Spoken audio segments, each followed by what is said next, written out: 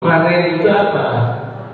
Gue kan guru bahasa Inggris tahu orang bisa ditadaburi ya oleh setiap orang dengan tingkatannya. Walaupun tidak mengerti bahasa Arab, dia bisa baca terjemah. Ya, dari situ dia bisa memahami, merenungkan ya bagaimana Allah memberikan petunjuk, memberikan bimbingan. Ya, tetapi untuk lebih mendalam lagi tentu diperlukan perangkat-perangkat ilmunya. Ya, terutama dalam masalah yang kita bahas sekarang, yaitu tentang konsep bagaimana berkeluarga, ya bagaimana berumah tangga. Ya. Jadi itu ya tujuannya. Hanya penting ilmu-ilmu alat seperti bahasa Arab, ya ilmu usul fikih, ilmu tafsir itu coba kita gali dan diterapkan. Ya, jadi yang akan kita bahas ini satu ayat di surah An-Nisa ayat 34. Ya, makanya kan Allah katakan dalam Al-Quran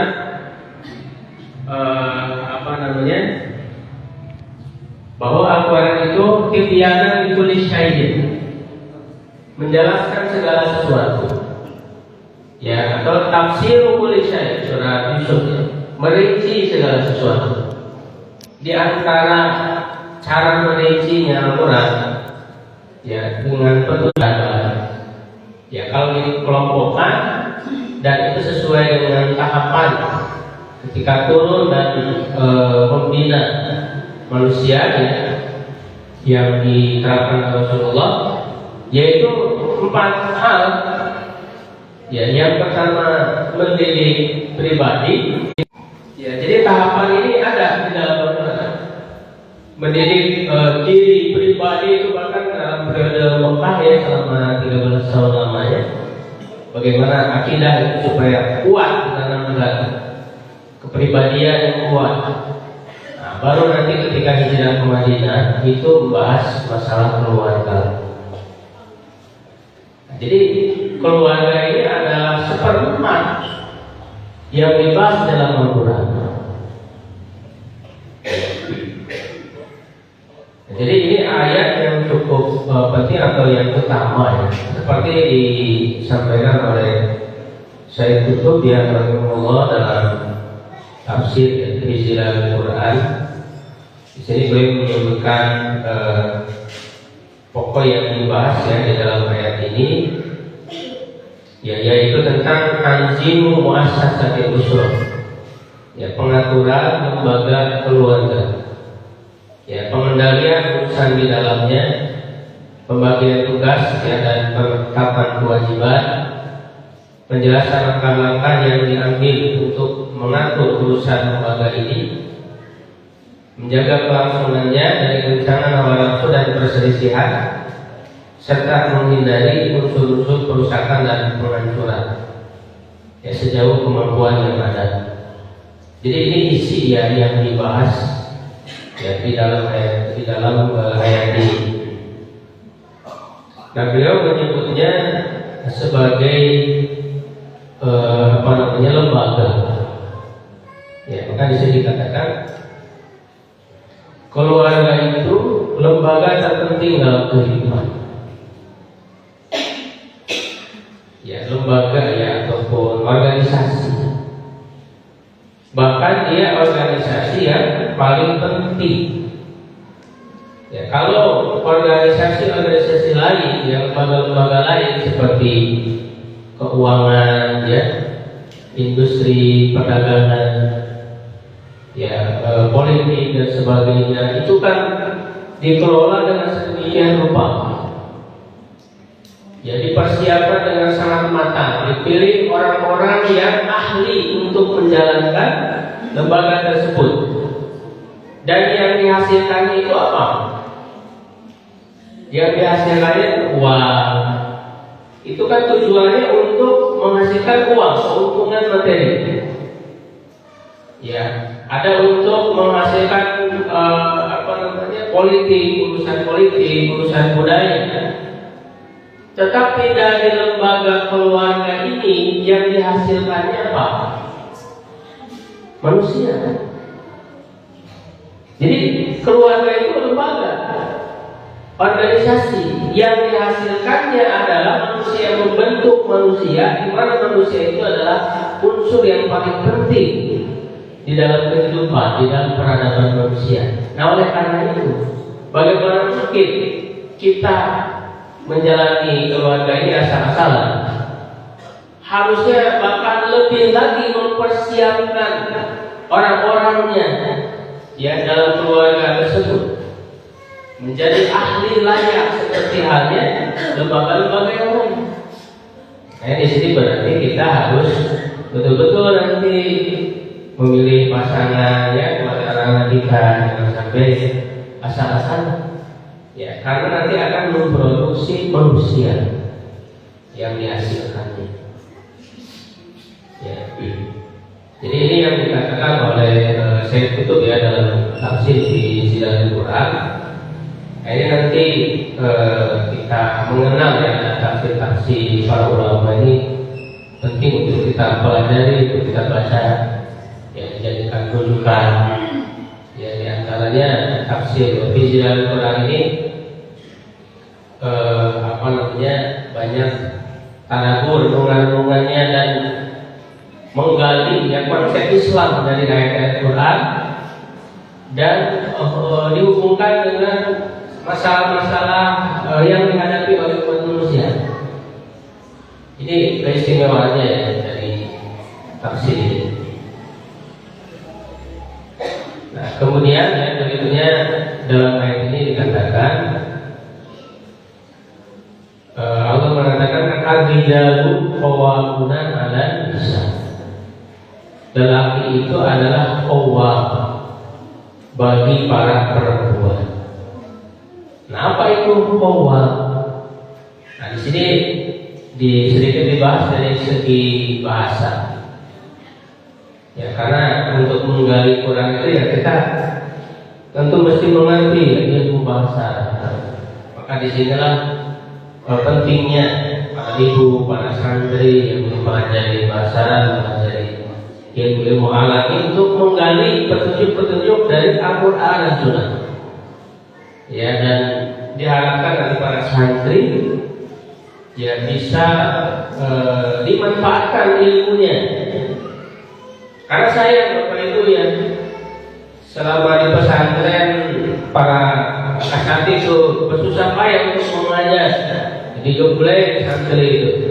Saya juga termasuk yang mengajar bahasa Arabnya ya, di para santri itu. Nah, nanti setelah itu tolong dimanfaatkan ilmu santri para santri itu. Ya, karena kalau tidak dimanfaatkan, karena usia anak sanawiyah, usia mualimi itu masih lahir. Jadi butuh arahan, butuh bimbingan, jadi didorong. Karena kalau tidak ada arahan, tidak ada dorongan dari orang tua, akhirnya sudah mereka akan lupakan begitu saja ilmu itu.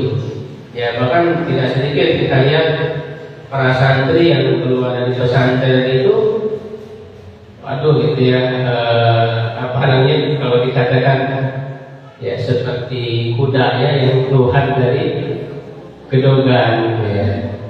Jadi bebas. Sudah ditinggalkan nilai-nilai dari pesantrennya, dari bisa dilihat dari segi pakaiannya, penampilan, jilbab, gitu ya. Nah, itu perlu dipertahankan. Ya, kita sama-sama ya untuk membina dan mendidik anak-anak kita semua. Ya. Ini sampai jam berapa itu takutnya nanti sudah kangen dengan anak-anaknya mau baca. Ya, sampai jam 11 ya. Nah, jadi kata qawwam itu secara bahasa yang disebutnya itu bentuk mubalaghah. Ya, mubalaghah itu artinya sifat yang menunjukkan makna lebih atau sangat yang sangat kuat disifati dengan sifat tersebut. Ya, dari kata qaim. Jadi kalau kata qaim itu artinya yang mengurusi ya atau menegakkan suatu urusan Tapi kalau qawwam itu artinya benar-benar, ya sungguh-sungguh sangat. Jadi makna itu sangat. Makanya ketika menyebut sifat-sifat Allah dalam Al-Quran itu banyak menggunakan bentuk mubalaghah. Ya, misalnya Allah itu Sami'un Alim. Allah sehingga dikatakannya maha, bukan hanya mendengar, tapi maha mendengar. Bukan hanya melihat, maha melihat. Ya, Ghafar, maha pengampun. Jadi itu disebutnya mubalaghah. Nah, di sini dikatakan dengan bentuk mubalaghah, qawwam. Jadi betul-betul seorang suami, seorang lelaki itu adalah pemimpin, qawwam yang mengurusi istrinya, yang mengurusi keluarganya. Nah, makanya muncul kata kiwam dari qawwam ini, ya, qawwamil amri, yang artinya adalah tiang, ya, atau pilar yang dengannya sesuatu dapat tegak dan teratur. Ya, dan makanya di sini bisa diibaratkan seorang lelaki atau suami itu seperti halnya tiang, ya. Di sini ada gambarnya, atau pilar yang membuat suatu keluarga itu tegak dan teratur. Ya, jadi itulah, ya, posisi pentingnya, ya, seorang suami yang di dalam keluarga. Nah, dengan kajian ini tentu kita bisa memahami, menyadari kembali bahwa pentingnya, ya, posisi para suami. Ya, tentu saja sama pentingnya juga para istri. Jadi ketika disebut posisi suami itu begitu hebat, bukan berarti meninggalkan peran istri. Ya, justru istri juga punya peran yang sangat penting. Nah, dengan perannya masing-masing yang sama-sama penting itulah yang bisa bekerja sama. Jadi jangan sampai dibenturkan. Ya, justru ini saling melengkapi, ya, saling bekerja sama, ya, dan jangan dengan mengetahui fungsinya masing-masing itu, ya, jangan sampai berebut fungsi, ya, ataupun salah menempati. Ya. Ini beberapa fungsi qawwam, ya, yang disebutkan. Nah, seperti dijelaskan oleh Ibnu Katsir, ya, di dalam tafsirnya, bahwa qawwam itu mencakup beberapa fungsi. Yang pertama adalah pemimpin. Ya, tentu pemimpin itu artinya sudah dikasih penjelasan. Ya, walaupun sebenarnya kita sudah paham, ya, apa itu pemimpin. Ya, nahkoda yang membawa kemana bahtera rumah tangga, yang paham visi misinya, ya, merencanakan, ya, mengorganisir pelaksanaan tugas-tugas, ya, mengevaluasi, ya, mengambil keputusan, ya, bertanggung jawab, ya, terhadap nafkah pendidikan dan berbagai hal. Ya, jadi itu tugas sebagai pemimpin. Nanti kita bisa berkaca, ya, dengan pembahasan ini, apakah di keluarga kita itu seorang suami sudah betul-betul sebagai qawwam atau belum? Ya, karena banyak faktanya rusaknya rumah tangga, ya, keluarga ketika seorang suami, ya, seorang lelaki itu sudah tidak menjadi qawwam. Ya, dan itu fakta di lapangan membuktikan seperti itu. Jadi sudah lemah posisi seorang suami di dalam keluarga itu. Banyak faktor lah, ya, banyak faktor yang mempengaruhinya. Di antaranya yang paling sering itu ketika merasa, mohon maaf, seorang istri lebih besar penghasilannya dibanding suami. Ya, itu dia. Jadi merasa dia sebagai menantu terbesar dalam keluarga, dia yang ngatur segala. Padahal yang berperan, yang berhak, yang untuk mengatur suami. Ya seringkali istri itu offset, ya ngatur segalanya. Ya padahal itu adalah tugasnya suami. Ya makanya nanti pemimpin itu membutuhkan pemikiran yang dalam. Nah itu nanti yang dimiliki oleh suami. Kelebihan suami itu di akalnya. Kalau istri itu pakai perasaan. Nah, maka perasaan ini agar jangan offset, jangan berlebihan, harus dibimbing oleh akal, oleh pikiran, yang itu adanya di suami. Ya nanti kita bisa belajar ke contoh para nabi ya, Nabi Muhammad SAW sendiri, kemudian nabi-nabi yang lain. Itu banyak sekali di Quran ketika dikisahkan tentang para nabi, itu mengisahkan tentang keluarga mereka. Nah itu yang menjadi teladan, yang menjadi inspirasi. Misalnya Nabi Muhammad SAW. Nah ini juga menjadi rahasia ya kenapa Nabi Muhammad istrinya banyak. Itu kan supaya jadi teladan bagi perempuan yang beda-beda karakternya. Kalau cuma satu nggak cukup. Karena banyaknya istri Nabi itu masing-masing akan jadi teladan bagi muslimah, para muslimah. Ya, nah misalnya yang kaitannya dengan tadi, ketika Nabi Muhammad menikah dengan Khadijah, coba dilihat. Kalau dari segi tadi usia lebih tua siapa? Nah, lebih tua Khadijah. Dari segi harta lebih banyak siapa? Khadijah. Karena dia saudagar ya kaya. Ya, nah ini rawan sebetulnya. Ya rawan kalau seorang suami itu akan dikalahkan oleh istrinya dalam masalah keuangan, dalam masalah kepemimpinan. Nah, tetapi Khadijah walaupun dengan posisi yang seperti itu, dia bisa menempatkan diri bahwa dia adalah seorang istri. Ya, tetap dia akan menurunkan egonya di bawah suami. Ini sangat penting ya pada itu, karena ini yang menjadi faktor banyaknya kerusakan, kehancuran rumah tangga. Itu tadi ketika istri itu offset ngambil keuangannya suami. Mohon maaf, bahasanya offset. Ya, jadi tidak masalah istri lebih tua, ya, istri lebih kaya, tetapi dia harus bisa menempatkan diri.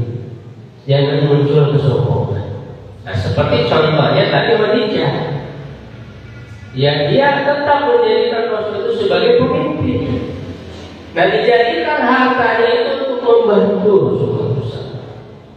Makanya kan istri yang paling tidak dilupakan oleh Nabi itu siapa? Khadijah. Ya, bahkan Aisyah itu istri yang paling cemburu ya. Aisyah itu istri yang paling cemburu. Nah ini juga nanti banyak sebetulnya pelajaran itu sangat banyak sekali. Tidak mungkin dalam satu pertemuan ini ya semua pelajaran dari keteladanan Rasul dan istri-istrinya. Aisyah itu kan perempuan yang paling cerdas. Sekali dengar langsung hafal. Makanya Rasul itu kalau ngajar di Masjid Nabawi ya, itu di balik dindingnya itu kan adalah kamarnya Aisyah. Jadi apa yang disampaikan oleh Nabi kepada para sahabat itu didengar oleh Aisyah. Ya sekali dengar langsung hafal. Makanya melalui Aisyah itulah hadis-hadis Rasulullah SAW banyak disampaikan. Tetapi para ibu ya, secerdas-cerdasnya Aisyah, berarti kan ada keistimewaan di akalnya ya, kecerdasan itu tetap lebih menunjukkan perasaannya. Makanya nanti akan dibahas di sini laki-laki itu kan memang kelebihannya di akal, perempuan itu di perasaan. Nah, ketika ada perempuan yang cerdas seperti Aisyah tadi, kecerdasan itu jangan mengalahkan perasaannya. Karena kan berbahaya. Jadi Aisyah itu walaupun cerdas, tetap ternyata dia pencemburu. Yang namanya cemburu kan dari perasaan. Ya, nah justru yang paling dicemburui oleh Aisyah itu siapa? Justru Khadijah yang sudah tidak ada. Walaupun ke istri yang lain yang masih hidup dia cemburu, tetapi yang paling dicemburui itu Khadijah. Padahal sudah tidak ada, sudah meninggal. Ya, bukti cemburunya Pak Rasul pernah menyuruh untuk memberikan makanan ke keluarganya Khadijah. Antarkan makanan ini ke keluarga Khadijah. Itu Aisyah kan ada ngeriak. Ya, sama Aisyah itu ditumpahin makanan karena cemburunya. Gitu. Ya, Rasul menghadapi itu santai saja. Rasul mengatakan hukum. Ya, hukum ibu kalian sedang cemburu. Gitu ya. Dan Rasul menghadapinya dengan apa? Dengan logika. Karena kalau yang namanya perasaan dihadapi dengan perasaan lagi nggak ada ujungnya. Ya, jadi dihadapinya dengan logika. Wahai Aisyah, bagaimana aku bisa melupakan Khadijah? Ya, sedangkan dialah yang pertama kali beriman ketika tidak ada lagi yang beriman kepadaku. Yang kedua, ya dialah yang memberikan hartanya kepadaku ketika yang lain tidak ada yang memberikan hartanya. Dan yang ketiga, nanti tiga-tiganya ini semuanya tidak dimiliki oleh Aisyah. Jadi dia nggak bisa apa-apa, nggak bisa berkutik dengan jawaban Nabi. Dan yang ketiga, dari Khadijah aku diberi anak.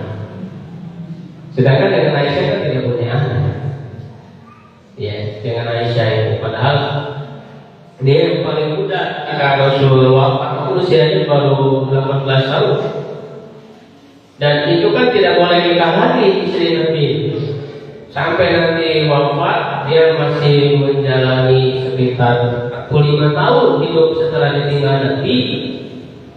Ya, dan itu difokuskan kepada ilmu. Dia mengajar, fatwa dan sebagainya.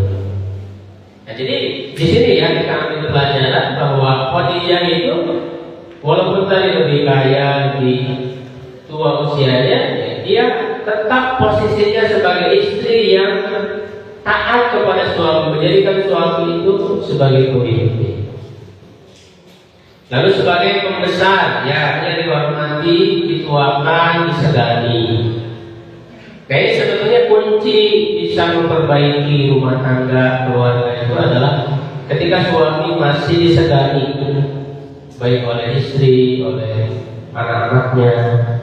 Jadi kalau ada permasalahan di anak itu, ya ketika disebutkan nama ayahnya, itu segan. Ya, ketika ayahnya itu menyelesaikan masalah itu bisa selesai. Ya, karena masih disegani. Tapi kalau posisi suami, posisi ayah sudah tidak lagi dihormati, nah itu berbahaya, sangat berbahaya sekali.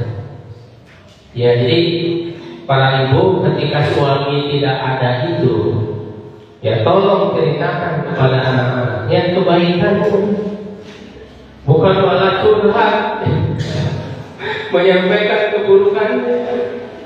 Bahkan mengatakan kalau kamu nanti punya suami jangan kayak ayah kamu. Ya, bukannya malah bilang begitu. Justru menceritakan kebaikan. Kenapa? Agar tumbuh rasa kamu ternyata ayah saya ini begini. Nah itulah yang dilakukan misalnya oleh siapa? Oleh Hajar kepada anaknya Ismail. Walaupun Nabi Ibrahim itu mendidik Ismail kan dari jarak jauh, jadi nggak masalah Bapak Ibu ya. Kalau misalnya ayahnya itu jarang pulang karena memang ada tugas ya untuk mencari nafkah keluar kota gitu ya, nggak ada masalah kalau dipelajari dengan baik. Contohnya Nabi Ibrahim. Nabi Ibrahim itu kan bahkan ketika Ismail banyak lah ya ujiannya gitu. Ketika masih kecil kan ditempatkan di mana? Di sebuah padang pasir yang tidak ada tanaman, bahkan air pun kan harus cari itu. Hajar itu bolak balik sampai itu dijadikan ibadah sa'i, Safa dan Marwah itu. Ya, Nabi Ibrahim itu hanya sekali datang. Tapi kenapa begitu membekas? Bahkan Ismail itu menjadi seorang nabi yang sama hebatnya dengan Nabi Ibrahim. Di situ ada peran seorang ibu, yaitu bagaimana Ismail bisa mengenal ayahnya melalui cerita-cerita dari ibunya. Jadi Hajar itu menceritakan kebaikan Nabi Ibrahim. Nah, ini menjaga suami itu berwibawa, ya, agar dia dihormati, disegani, itu harus dilakukan. Karena di situ kuncinya. Jadi ini harus berbesar hati para ibu itu. Ya, jangan mendahulukan egonya. Gitu ya.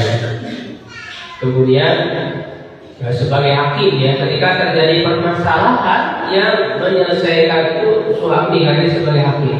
Al-hakim alaiha ya kata Indonesia. Kemudian sebagai pendidik ya, makanya sebetulnya suami itu tentu berarti harus lebih berilmu gitu ya daripada istrinya, daripada di keluarganya, karena dialah yang punya tugas untuk mendidik keluarga. Ya, walaupun kan ternyata di pengajian itu lebih banyaknya ibu-ibu dibandingkan bapak-bapak. Padahal yang harus lebih berilmu itu bapak-bapak. Walaupun kita waktu itu mungkin dia mencari ilmunya dengan cara yang lain. Mungkin gitu ya. Dan ini juga nanti memang kenapa sih kok ibu-ibu sering rajin pengajian dibanding bapak-bapak? Nah, karena nanti ada ya kelebihan yang diberikan Allah ya kepada perempuan itu ya, karena apa namanya, lebih kuat pendengarannya kalau perempuan itu daripada laki-laki. Sedangkan laki-laki itu lebih kuat di penglihatan. Makanya ini juga nanti harus menjadi acuan dalam bermuamalah, dalam berhubungan antara suami dan istri. Karena istri itu lebih kuat dari perasaan dan pendengaran, berarti suami harus senantiasa menjaga kata-kata. Kadang-kadang kan suami itu bicara ya itu harus menjaga. Ya, nah sedangkan karena laki-laki suami itu lebih kuat pandangannya, matanya, berarti ibu ya kepala istri harus menjaga penampilan di hadapan suami. Kalau penampilannya kurang bagus, itu dia bisa mencari yang lebih bagus. Ya, makanya menjaga kerapihan di rumah itu. Karena tadi laki-laki itu lebih kuat pandangan matanya, gitu ya. Nah, jadi akan di sini tadi ya ditegaskan bahwa laki-laki itu sebagai qawwam. Nah, karena di sini ya ternyata ketika suami telah kehilangan peran qawwamannya dalam keluarga, maka dipastikan yang terjadi adalah kehancuran dalam keluarga. Ini fakta yang terjadi. Ya, fakta yang terjadi. Kan kita dengar ya ada berita ketika para istri itu sudah diangkat ya punya pekerjaan yang lebih bagus, apa itu namanya, ketiga kan itu kan langsung banyak yang cerai. Ya, langsung banyak yang cerai karena merasa dia sudah berpenghasilan lebih besar dibandingkan dengan suami. Nah, kenapa lelaki itu menjadi qawwam atau suami? Sebenarnya kan dalam ayat ini umum ya, bukan hanya suami. Makanya dikatakan ar-rijal, para lelaki. Jadi umum, bukan hanya suami. Makanya nanti di keluarga ketika tidak ada suami, maka yang anak laki-laki itu yang menjadi qawwam. orang laki-laki. Ya. Alasannya ada dua. Ya, makanya di sini disebutkan bima faddalallahu ba'dahum 'ala ba'din wa bima anfaqu min amwalihim. Nah, huruf ba di sini dalam kajian bahasa Arab, dalam kajian ilmu tafsir, ya itu disebut litanil atau sabab. Ya, seperti yang disebutkan oleh Ibnu Zaid dalam tafsirnya ya Tashil dan Bahrul Muhit Abu Hayyan. Jadi ini menjadi alasan kenapa laki itu jadi kowa. Yang pertama, bima faddalallahu ba'dahum 'ala ba'din. Ya. Yaitu kelebihan yang Allah berikan pada laki-laki. Nah, kelebihan ini bersifat mauhibi atau pemberian, anugerah. Jadi memang udah begitu Allah ciptakan seorang laki-laki itu. Ya, sebagai fitrahnya. Termasuk nanti juga kelebihan perempuan yang sudah Allah ciptakan. Nah, tetapi kelebihan yang diberikan kepada laki-laki itu lebih tinggi derajatnya dibanding perempuan. Makanya dia dijadikan pemimpin. Nah, yang kedua, alasannya adalah karena suamilah yang memberikan nafkah. Nah, kalau ini alasan yang sifatnya diusahakan atau kasbi.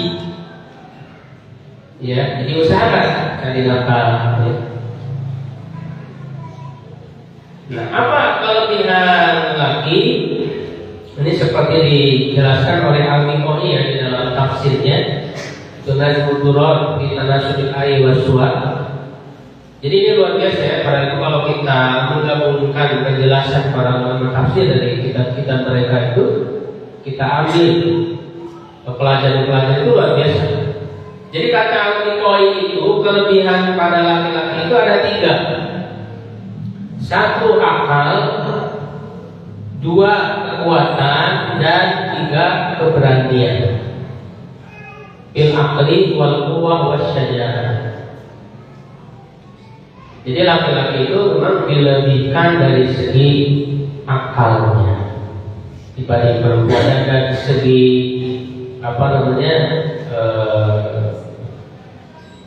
ketika dilihat secara langsung itu memang ada perbedaan ya, struktur otak yang ada pada laki-laki dengan perempuan.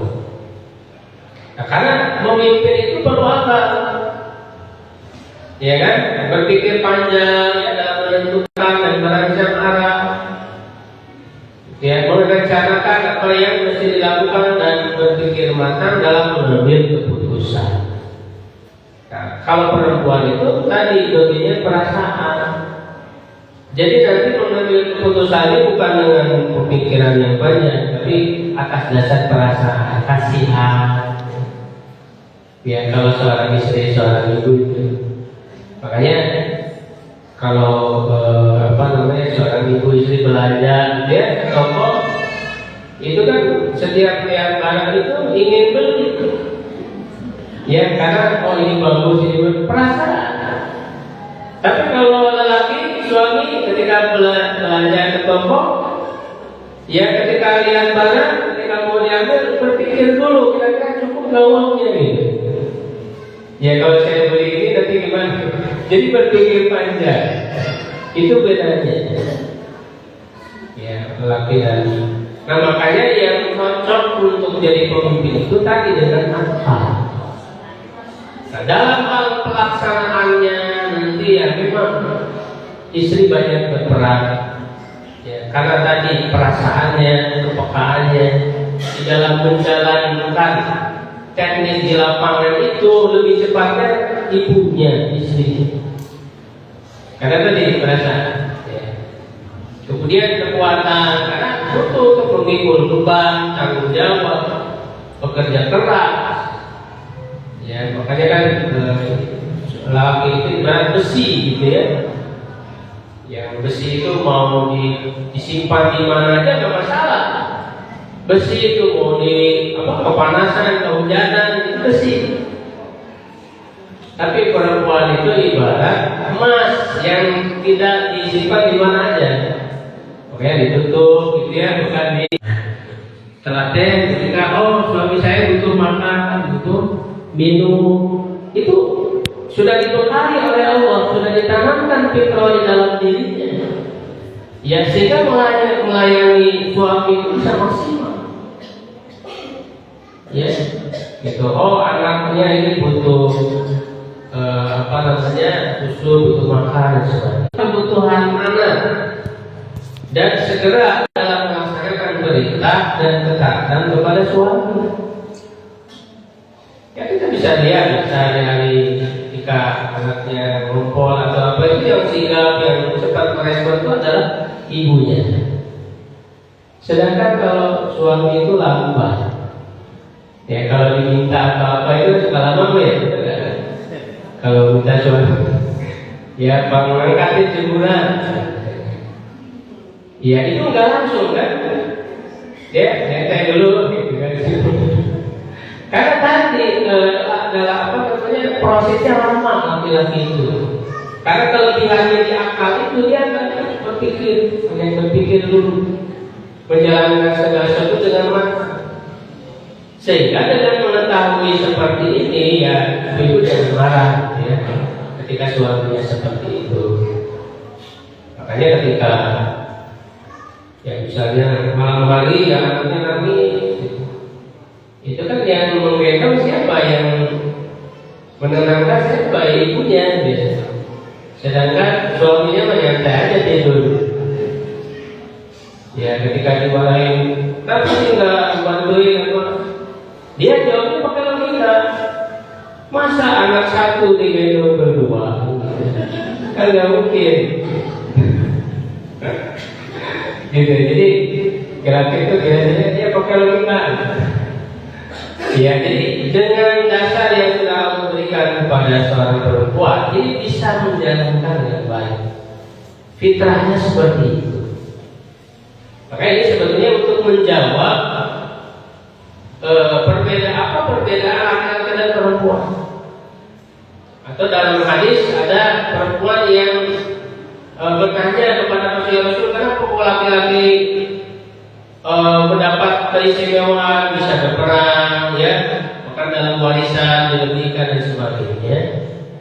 Nah, dengan mengetahui posisi masing-masing, kelebihan masing-masing itu akan menyadari. Dan inilah bedanya prinsip Islam dengan prinsip sekuler, prinsip Barat, di mana mereka kan punya gerakan apa?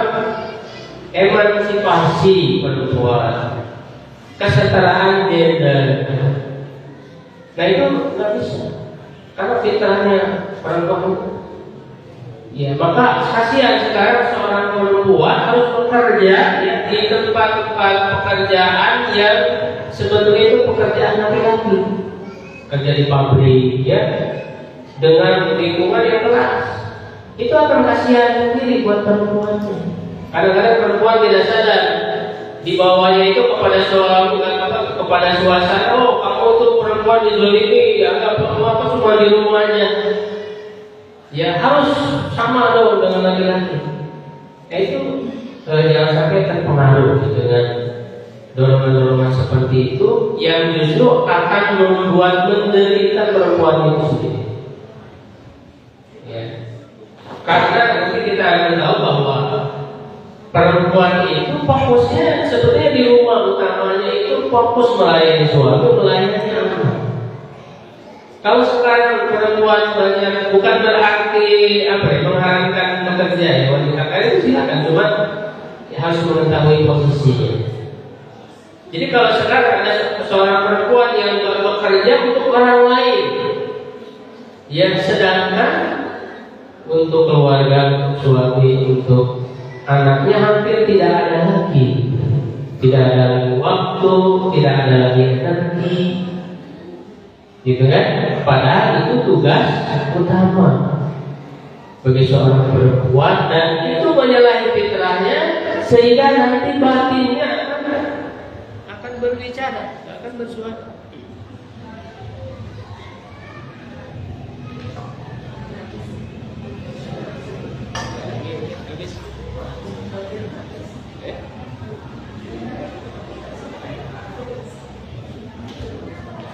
Syukur ya. Ya.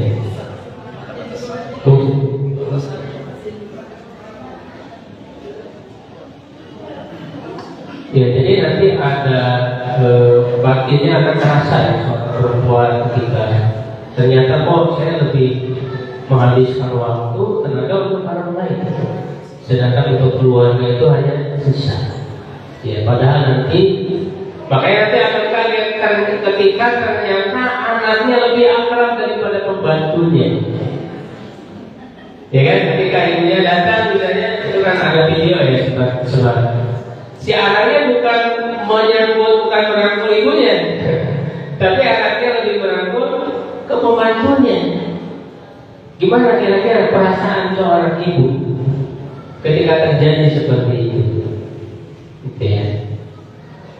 Nah di sini kalau kita lihat dari awal penciptaan pun, seorang lelaki itu memang Allah ciptakan dari tanah ya, karena laki-laki Nabi Adam diciptakan dari tanah liat, bahkan dari berbagai jenis tanah, min jamil ardi. Nah di sini ada hikmahnya. Ya, hikmahnya bahwa laki-laki itu dibekali untuk memikul banyak tanggung jawab. Makanya laki-laki itu dia sebagai suami, dia sebagai apa? Banyak lain perannya itu di tempat kerjanya, di organisasinya. Organisasi itu berapa gitu banyak. Nah memang laki-laki itu sudah dibekali untuk bisa memikul banyak tanggung jawab. Makanya tadi diciptakan dari berbagai macam tanah, dari tanah yang berwarna hitam, tanah merah. Jadi dari segi dasar penciptaan itu. Kemudian juga dibekali ragam interaksi, jadi berinteraksi dengan banyak orang. Ya, dan karena diciptakannya dari tanah itu kan benda mati, Bu ya. Jadi laki-laki itu lebih fokus ke benda. Ya, makanya dia ini ngurusin tanah, ngurusin kita cari masalah benda lah, kebendaan. Ya kan? Dia kalau di rumah ya, makanya lebih banyak dengan HP. HP kan benda. Dengan laptopnya, dengan motornya dan sebagainya. Tapi kalau perempuan itu sebaliknya ya, kita lihat. Nah, perempuan itu asal penciptaannya kan dari tulang rusuk Nabi Adam, ya kan? Berarti dia diciptakan dari yang hidup. Kalau yang Hawa dari diciptakan dari Nabi Adam dari tanah, dari benda mati. Kalau Hawa itu diciptakannya dari makhluk hidup, yaitu diambil dari tulang rusuk Nabi Adam. Ya apa hikmahnya?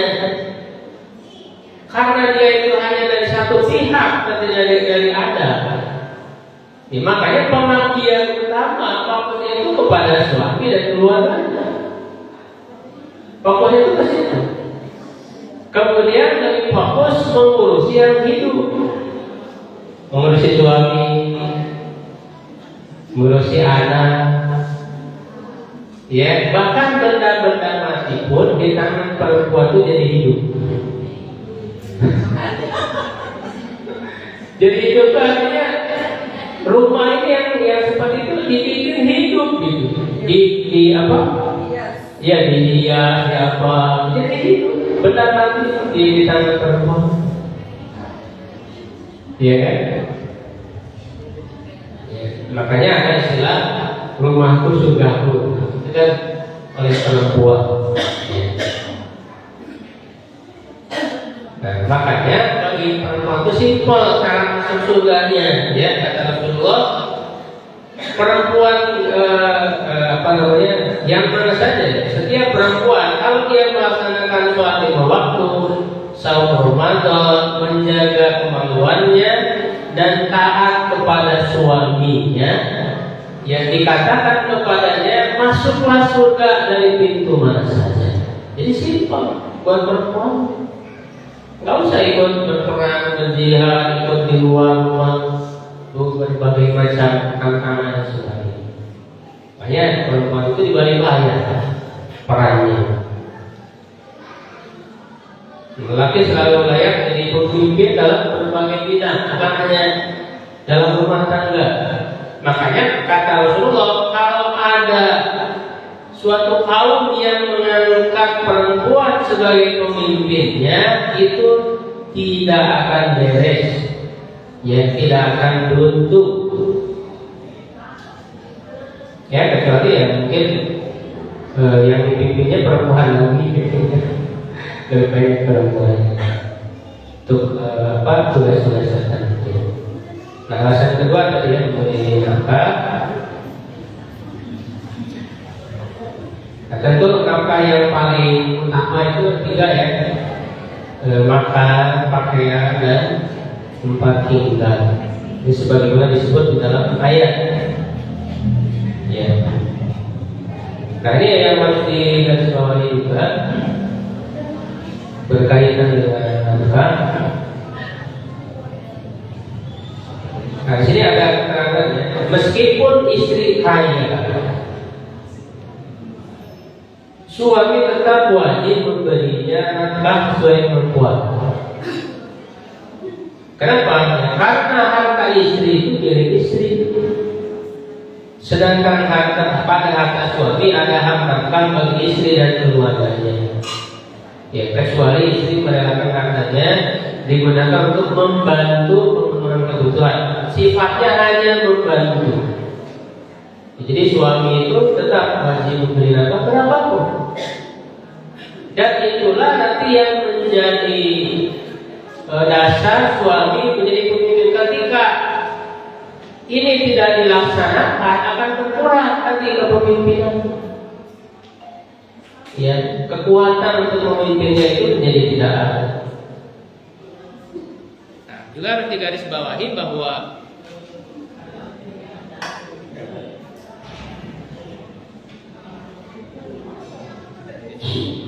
bahwa nafkah itu dari sebagian harta, makanya disebut min amwalihim, bukan semuanya. Ya. Ini seperti dijelaskan dalam tafsir Fathul Qadir ya, Asy-Syaukani. Litab'id menunjukkan sebagian. Jadi penghasilan suami bukan semuanya nafkah untuk istri. Jadi bukan. Jadi penghasilan itu dipegang semua sama istri. Jadi yang betul sebagian amwalihim yang tadi bisa memenuhi. Sehingga nanti ya suami punya hak untuk penyaluran yang lain gitu. Dia mau memberi ke orang tuanya, itu jangan dicegah, jangan dimarahi. Itu harus ya, ini yang harus dipahami ya, karena di masyarakat banyak beranggapan bahwa harta suami adalah harta istri. Gitu ya. Tadi ya banyak rumah tangga yang besar, suami tidak berfungsi sebagai ibu. Nah, wanita soleh sebaliknya pas solihah wanita itu ya hafizatun lil ghaibi bima hafizat. Jadi mungkin tinggal sedikit lagi ya, bercepat. Ya, jadi peran seorang wanita itu adalah solihah. Solihah itu tugasnya dua, yaitu taat dan menjaga. Itu harus menjadi istri yang solihah, keharusan orang kita. Ya, yang tugasnya taat kepada Allah dan suaminya. Ya, dan juga menjaga. Nah, tugas ini tentu sudah disesuaikan dengan yang sudah Allah berikan ya, kelebihan dan fitrah yang sudah Allah berikan. Itu dengan kelebihan yang tadi ya, perasaannya ya, kemudian kelembutan dan kepekaan ya, karena wanita itu perasaannya tadi kuat, kelembutan dan kepekaan, dia mudah untuk taat kepada suami. Jadi fitrahnya perempuan itu dipimpin, bukan memimpin. Ya. dan menjaga dengan dibekali sifat-sifat tadi, dia mampu untuk menjaga dengan telaten, ya baik terhadap suami, ya kemudian anaknya, ya keluarga. Nah di kata solihah itu kan ada huruf fa. Huruf fa ini dalam bahasa Arab fungsinya untuk al-fasihah, fasihah, menunjukkan ada kalimat yang dibuang sebelumnya dan menjadi sebab bagi kalimat setelahnya. Nah artinya posisi suami sebagai qawwam itu akan berpengaruh kepada kesolehan istri. Makanya pakai fa.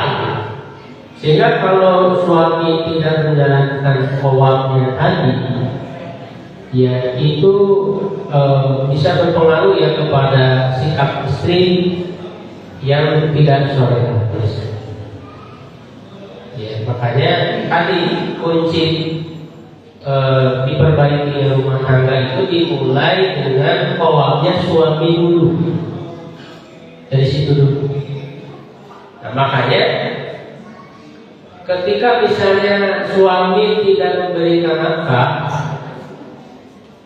ya tidak memberikan apa, maka dibolehkan dibolehkan bagi istri untuk tidak memenuhi kebutuhan biologisnya. Jadi ada kebolehan ya sebenarnya dikatakan oleh para ulama. Ini hak, bukan berarti harus pilihan.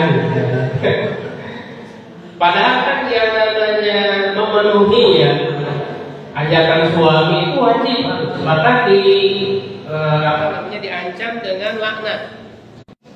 Ada hak istri itu belum. Ya. Begitu bahkan tidak memberikan nafkah juga bisa membolehkan seorang seorang istri meminta untuk bercerai, itu boleh menjadi sebab. Makanya penting dari memberi nafkah itu seberapapun. Lalu gimana kalau suaminya nganggur, gak punya pekerjaan? Nah itu nganggur di situ bukan berarti tidak berusaha. Selama dia terus berusaha sekemampuan dia, ya tentu kan Allah tidak membebani di luar kemampuannya. Asalkan tadi istrinya ridho. Tetapi kalau kemudian istrinya tidak ridho, ya itu juga hak dia kalau mau bercerai, boleh, dibolehkan. Nah, penjagaan Allah ini ada 3 makna. Jadi kan bima hafizallah tadi yang disebutkan dengan penjagaan Allah. Maknanya yang pertama, maksudnya perempuan bisa menjaga, khususnya ketika suami tidak ada di rumah, adalah juga pertolongan dari dan penjagaan dari Allah. Itu makna pertama. Makna yang kedua, istri tersebut menjaga dengan apa yang telah Allah jaga. Maksudnya dengan syariat yang telah dia tetapkan, mana yang boleh dan mana yang tidak. Termasuk salah satu contoh kasus, kalau suami pelit, ya itu boleh ngambil harta suami sesuai kebutuhan. Seperti yang dialami oleh Hindun, istrinya Sufyan. Hindun itu pernah ngadu ke Rasul, ya Rasul, bagaimana ya suami saya ini pelit? Ya pelit. Maka oleh Rasul diizinkan ambil dari hartanya ya, walaupun tanpa sepengetahuannya, sesuai kebutuhan. Ingat, sesuai kebutuhan, bukan untuk gaya-gayaan, bukan untuk berlebihan. Itu dibolehkan. Ya. Tapi kalau ketahuan ya gimana ya? Ya harus dibicarakan baik-baik. Biasanya kalau mau nyuci ya, bajunya di sakunya di barangkali ada uangnya. Nah, yang ketiga, sebagaimana Allah telah menjaga hak istri, yaitu diberikan makan, nafkah dan lain-lain, maka sudah selayaknya istri membalas dengan menjaga. Ketika suami tidak ada, menjaga dirinya, menjaga harta suami ketika suami tidak ada. Ya. Ini yang terakhir lah, secara ringkas saja dan sini sudah ada ya. Nanti sepertinya bisa dibaca di bawah. Ketika suami melakukan nusyuz yang pembangkangan itu kan ada 3 caranya. Yang pertama nasihati dulu. Nasihati dulu. Nah, kalau dengan dinasihati sudah selesai sudah sadar. Tapi kalau tidak sadar juga ya cara yang kedua itu Faizuhuna tadi wahduruhuna fil madaji, pisah aja. Jadi pisah tidurnya. Nah, pisah tidur itu ya tentu dengan tidak berhubungan suami istri, tidak ngobrol bahkan jangan ngobrol. Dan itu akan berat bagi suami istri, akan berat. Nah, makanya itu sebagai hukuman. Kalau dinasihati nggak bisa, ya. Atau kalau misalnya nggak memungkinkan tidur tidak bareng karena yang nggak ada bisa kasih cuma satu. Ya maka kata para ulama saling membelakangi, ya dengan membelakangi itu sebagai hukuman ya untuk meluruskan istri tadi ketika terjadi pembangkangan nusyuz. Pembangkangan itu tadi istri merasa lebih tinggi dari suami, tidak menjalankan perintah, nyeleweng dan sebagainya, tidak mau diatur misalnya dalam masalah keuangan sebagainya. Nah kalau belum selesai juga boleh memukul, tapi memukulnya tidak dengan cara melukai dan juga tidak boleh memukul wajah, ya. Jadi sebagai bentuk pendidikan. Tidak melukai itu tidak keras, ya. Ya sebetulnya dengan dijauhi, diasingkan itu sebenarnya udah berat. Itu justru hukuman psikologis yang berat bagi seorang perempuan sebetulnya. Tapi kalau masih belum selesai juga ya boleh dong dengan cara dipukul. Ya ada yang pernah dipukul, ibu-ibu. Oh jadinya kalian. Ya tapi ini untuk pendidikan, ya, bukan untuk KDRT.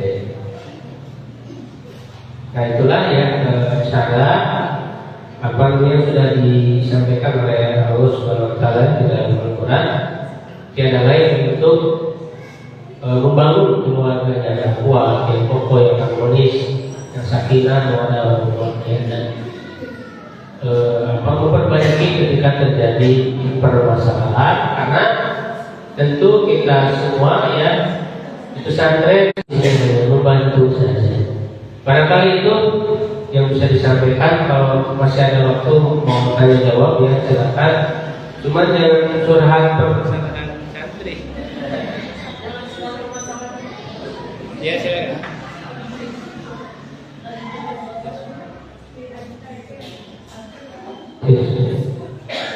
Kalau masih ada waktu ini silakan. Mungkin ini linknya pakai juga.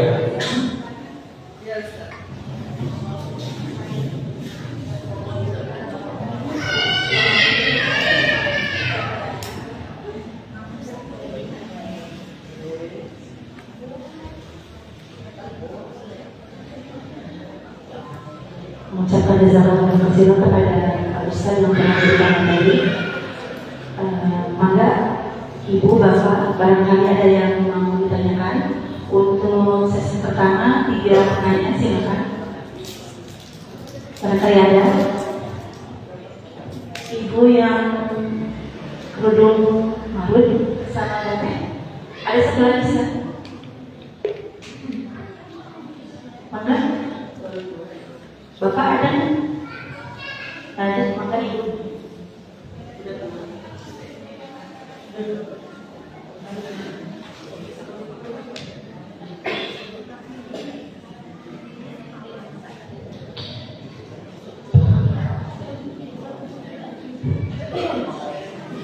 Bismillahirrahmanirrahim. Nama saya Cucu Suminar, orang tua dari Muhammad Syafirul Tahkin kelas 3 Sanawiyah dan Kinan Akrolog kelas 1 Sanawiyah. Ustaz izin bertanya, jadi ini ada hal ya Ustaz dari seorang istri yang curhat kepada saya, sejauh mana ketaatan seorang istri itu kepada suami dalam hal begini Ustaz. Jadi mereka itu sudah memiliki 4 anak, tapi istrinya masih pengen punya anak, suaminya tidak mau. Jadi kan kalau biasanya istri itu sembunyi-sembunyi di KB ya, karena udah nggak kuat gitu ya, hamil. Tapi kalau ini teman saya, dia ingin dihamili gitu, sedangkan suaminya tidak mau.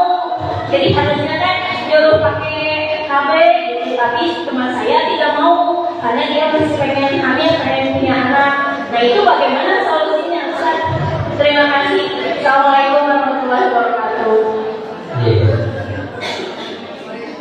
Dijawab dulu atau ditampung dulu ya? Tampung dulu ya, kalau saya.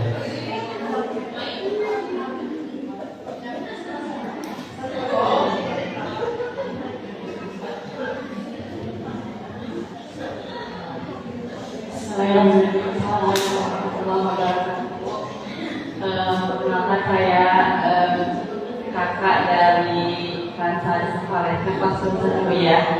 Bapak saya izin bertanya, tadi kan katakan bahwa suami atau ayah adalah waf, dan salah satunya adalah dapat sebagai pendidik ya Ustaz ya. Nah, berarti segala sesuatu yang berkaitan dengan pendidikan itu adalah tanggung jawab waf di rumah maupun di luar. Nah, yang ingin saya tanyakan lantas bagaimana peran pendidikan pada seorang ibu? Apakah ini juga pilar utama dalam membentuk keimanan dan akhlak anak? Bagaimana jika misalkan dirasa ibu ini belum begitu kompeten dalam membentuk keimanan dan akhlak anak tersebut? Apakah sudah boleh? Layak, bukan layak ya, apakah udah tepat belum ya si anak itu dipesantrenkan gitu, karena misalkan ibunya dirasa belum mampu gitu. Terima kasih. Assalamualaikum warahmatullahi wabarakatuh.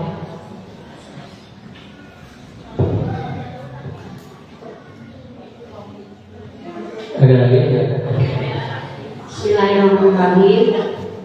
Nama saya Dewi dari kelas 1 Sanawiyah, 3 Sanawiyah, 1 Malim dan Malimin 2. Alhamdulillah.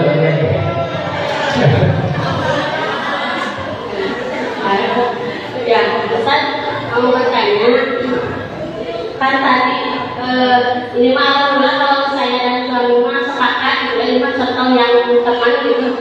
Kalau misalnya suaminya mau anaknya itu sekolah umum, ada istrinya ingin di pesantren gitu. Nah, suaminya itu yang mempertimbangkan biaya, misalnya ada istri mempertimbangkan ya keagamaannya itu mana yang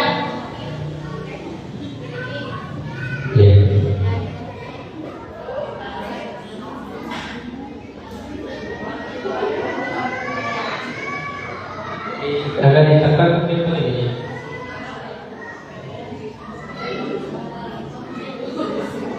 Tombol di bawah ini.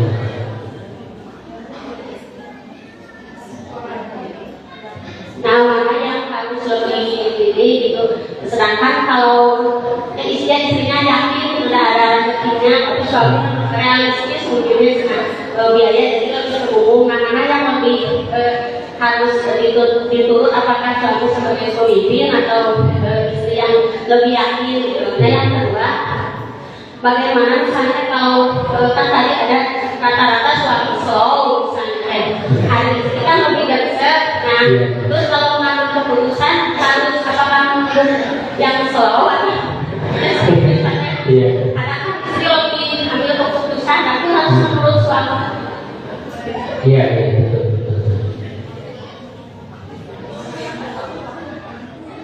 Ada ya udah dulu. Bisa lupa nanti saya bertanya.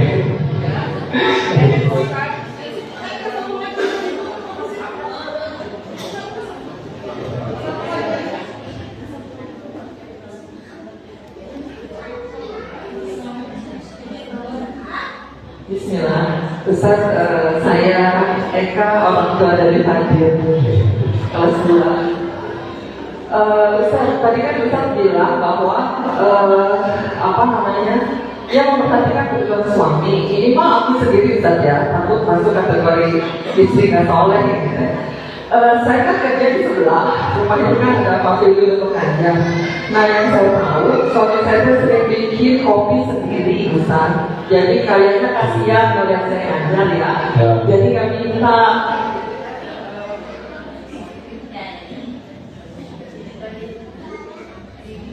Ustaz gimana Ustaz? Jadi kalau saya bilang, apa kayak mau bikin sendiri kan? Itu gimana ya dia?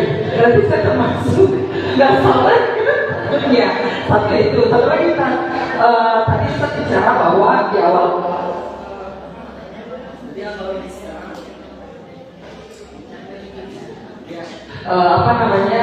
cari suami ideal. Nah kita kan semua udah terlanjur gitu.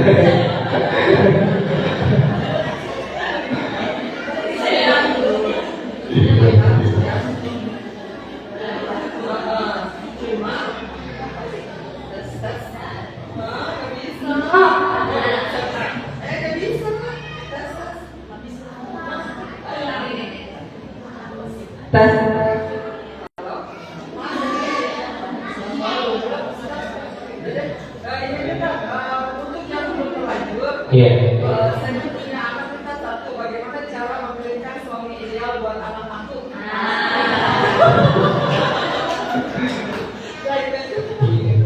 Saya ini alumni di sini.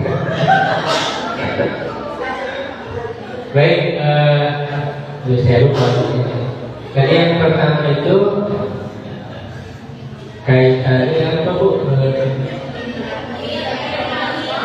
Oh iya, yang istrinya udah nggak kuat lagi gitu ya, suaminya masih ingin punya.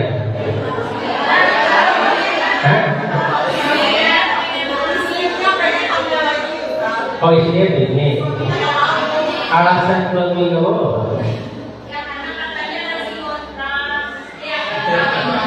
Kalau untuk biayanya mungkin ya.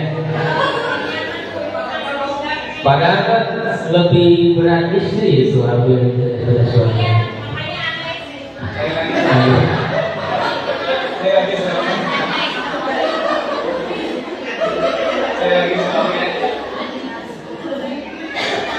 Ya sebenarnya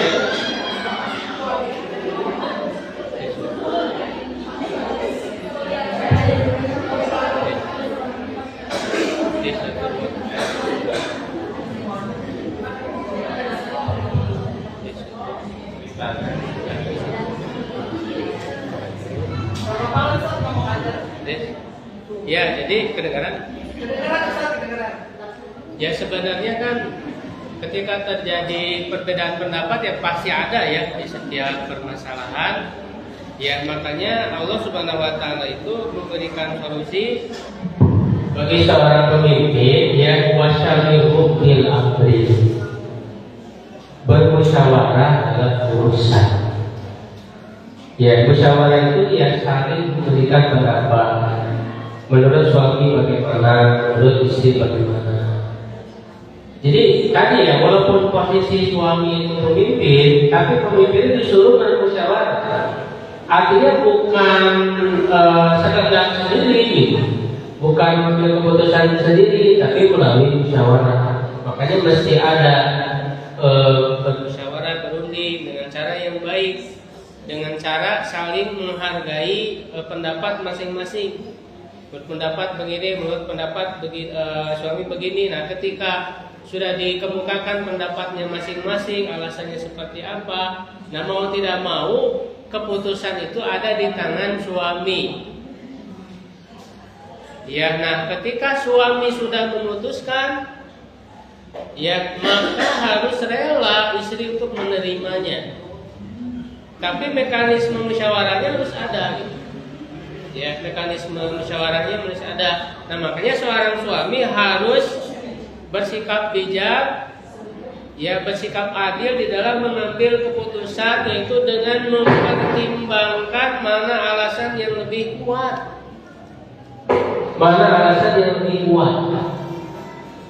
Ya, tadi sama ya antara apakah dalam masalah punya anak laki atau tidak, dalam masalah menyekolahkan anak apakah ke pesantren atau ke umum, itu dilihat menimbang mana maslahat mudaratnya, gitu ya.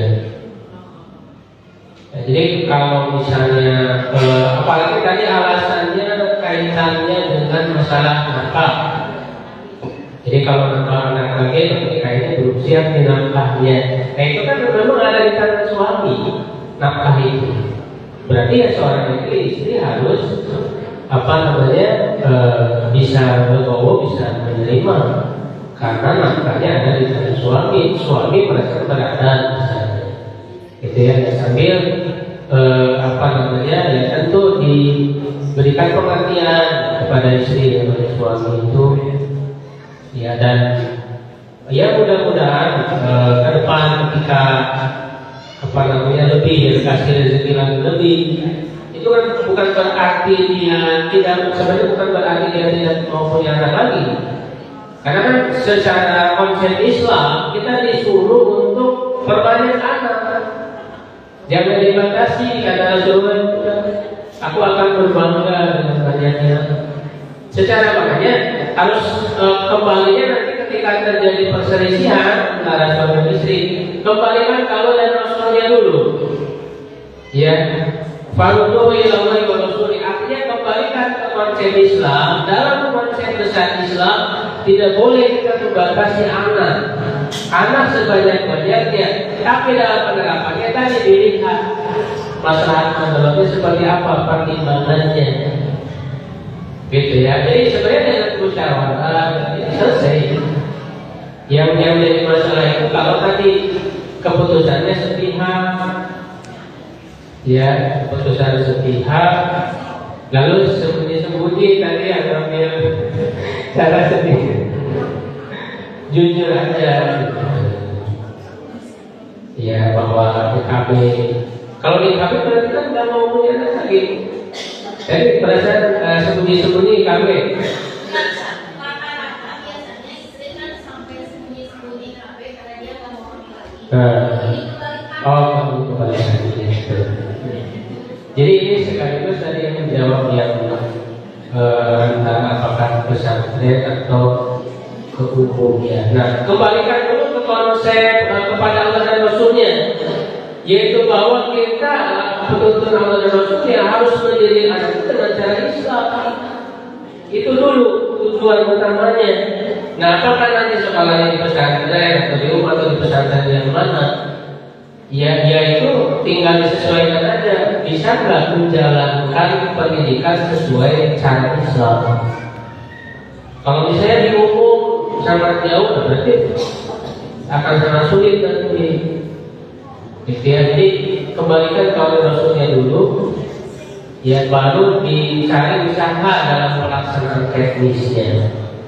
Kalaupun misalnya sudah terlanjur ke umumnya, bukan berarti kita berhenti berusaha.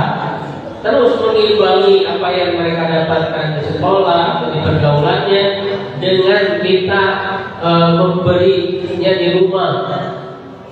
Jadi ngedidik anak itu, Bapak Ibu, ibarat mencuci pakaian. Ketika di luar kotor, ya, oleh hal-hal yang mempengaruhinya, datang ke rumah dibersihkan lagi. Jangan dibiarkan ketika kotor terus banyak melimpah kotoran kecil menjadi sulit untuk dibersihkan. Jadi setiap anak dapat hal yang kotor dari luar, segera bersihkan, segera cuci di rumah. Jadi jangan berhenti, apapun nanti pilihan yang diambil, ya itu kan hanya salah satu fase ya dari perjalanan hidup. Jadi harus terus berusaha orang tua. Seperti tadi ya, suaminya udah seperti itu sudah, dan terima apa adanya gitu. Jadi kita sama-sama memperbaiki. Termasuk juga tadi ya, ketika orang tua merasa belum layak, akhlaknya belum ini, gitu ya. Tetap sama-sama jadi kepada anak itu memposisikan orang tua sama-sama belajar. Ya, jangan di pesantren Karkas ini bukan berarti kan yang belajar itu santrinya aja, kan?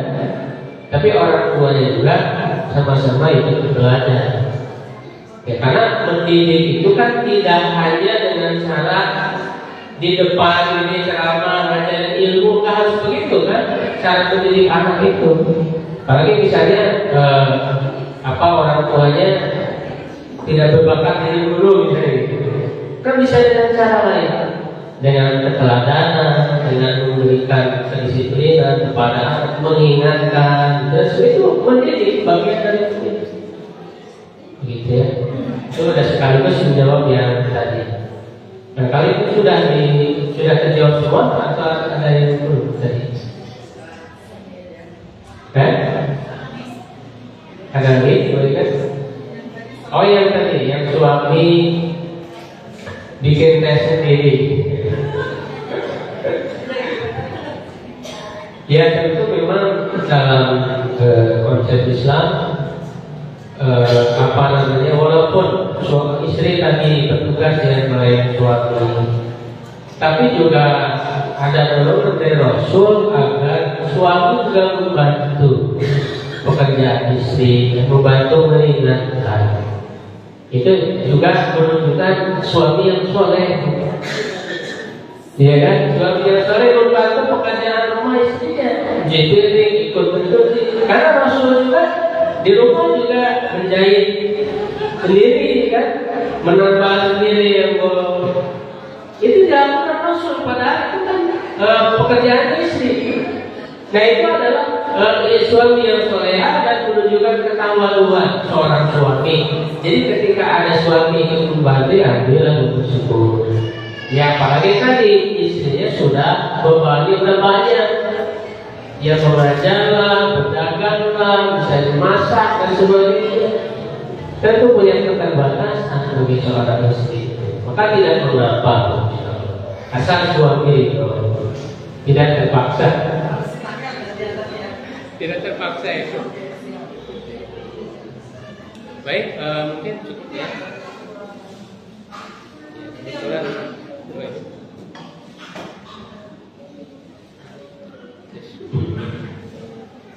ya mungkin cukup, mudah-mudahan bisa terjawab apa yang tadi ditanyakan dan tidak puas ya, sehingga nanti bisa terus belajar lagi ya untuk terus berdalam ilmu yang khususnya di dalam